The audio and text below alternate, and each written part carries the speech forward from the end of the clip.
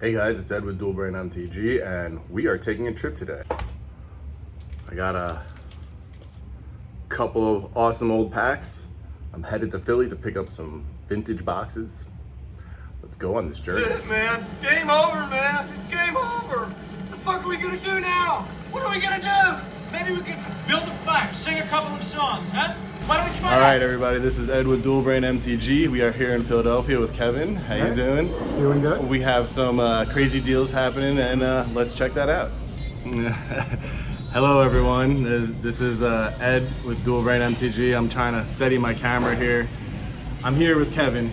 Hi, everyone. I drove to Philly today to make a deal. We got 2 boxes here. I got some cash. We got Stronghold and Alliances. So yeah, this is sick. The Alliances is for breaking with patrons, and the Stronghold is me reinvesting from a different deal. So yeah, that's what's going on. And Kevin, it sounds like you had a fun time getting here with the Alliances box. Yeah, so a little bit of background on where I got these boxes in the first place. You know, Stronghold, it's a set that's near and dear to me, and I saw that there was a box going on eBay auctions from a reputable seller, and the box looked very clean and went underpriced for what it was at the time. And I wasn't really looking too much into buying Magic until the whole COVID peak started cooling down a bit. And so I thought I got this at a decent price. It was about 52 or something like that. Yeah, that's pretty decent. For considering what the market was at the time, I thought it was. It hit a peak of like 9-10 at one point. It was crazy. Yeah. And the Alliances box I picked up locally in Dallas from a notable member of the community. So although it's a little bit worn, but it was meant to be opened, and the plan was. It's had a life already, you know? Originally, I was gonna open this box, and then Ed came to me about the, in addition to the Stronghold box, I mentioned the Alliances box, and I'm like, well, it's gonna get open anyway, so I may as well sell it out to get open. So now the patrons have some sickness to look forward to in the next upcoming weeks. I don't know when you're seeing this, but definitely before the box break. So yeah, awesome. When I was bringing these boxes through to the airport, I was a little bit nervous. I got a legacy, a box as well that's not part of this transaction. And I was worried, with all these packs and boxes sealed in bubble wrap, that it was going to trigger some suspicion This at looks the airport. suspicious.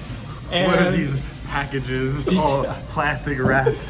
And not to my surprise, when it went through security, they isolate out my backpack, and I start getting nervous because you hear horror stories about customs and Slicing open open the box. yeah. They actually have to see what's inside the box.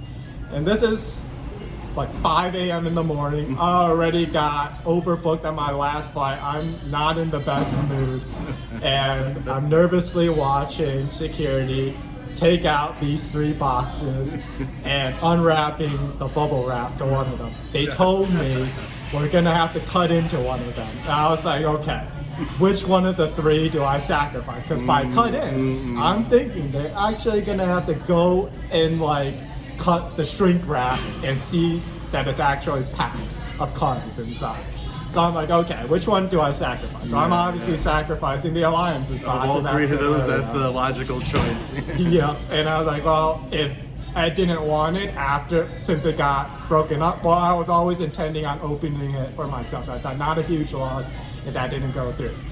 So, they swiped it with all the drug testing papers and whatnot, and then they slice through they unbox the bubble wrap, and then they reach inside the shrink wrap. Like some of the old boxes, they have openings on the sides where you can touch the actual box itself, and it would be inside the shrink wrap. Yep. So they just took the drug test paper and kind of wiped it along the inside of the shrink wrap. Nice. So I was oh, thank God. And because the box, like I said, was a little bit worn, there was some space that they didn't have to tamper with the shrink wrap. So fortunately, you know, in my nightmare travel scenario, at least the boxes came through intact.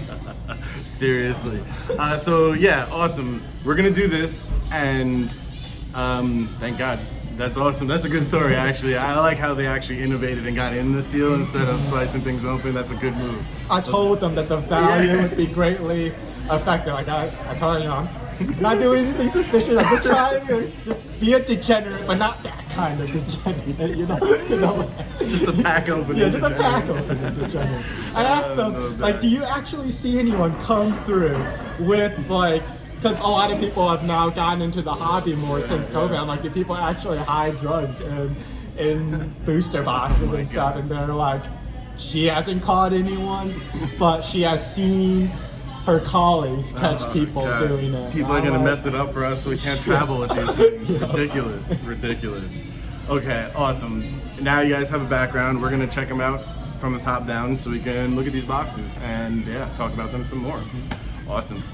Okay guys, so here we go. This is Alliances, the one that Kevin said they actually went inside this tear with the swab. So yeah, what you need to check, right? These original circle seals. I do believe this is how they sealed them in Belgium. Yeah, made in Belgium by Cartamundi. So the United States ones have a full seal, and the Belgian ones have these circle seals. It's kind of a little thicker plastic, a little flex, not crazy. It's got nice crisp lines, obviously except for tear, but these seal lines are very nice.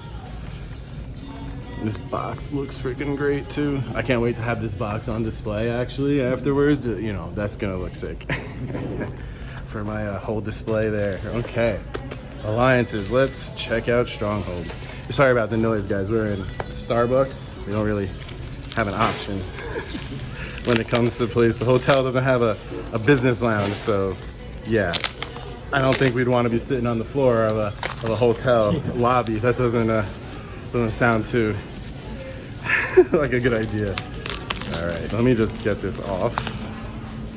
I'm putting it in boxes anyway. Ooh, Stronghold. Oh yes.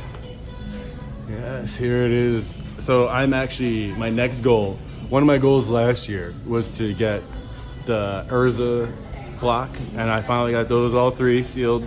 This one was next, the Wrath block. So I have Exodus and Stronghold. Next is Tempest. Tempest I think is still a little expensive. I think it could come back down a little, but I don't see Stronghold coming back down much actually. Particularly Mox Diamond is holding strong. Exactly, and not even just that, you also have Sliver Queen. Those are two massive cards. Like Sliver Queen is a must if you're gonna build any type of real competitive Sliver deck, you know what I mean? So yeah, I mean, it's kind of crazy. Yep, made in Belgium. This box is crispy, bro. Yeah. Look at these corners. This is gonna go, I gotta get one of these acrylic cases for it. Those are expensive. That's a great display piece. Oh yeah. See, I was saying that they don't do this anymore. You see like this surrounding frame and it's a great visual on all sides so of the box. they do this theme kind of continuing throughout the Wrath cycle and the Urza cycle. All three of the boxes have that continuing theme. They don't do that anymore, and it really is a shame that we don't have that anymore, because like, yeah, that whole storyline evolution thing too that we used to have, not anymore, and it's very disappointing. But yeah guys, this is pretty awesome. This is actually the one that's going in my collection.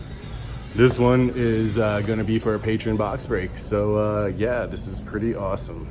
Now let's open some packs. Later guys.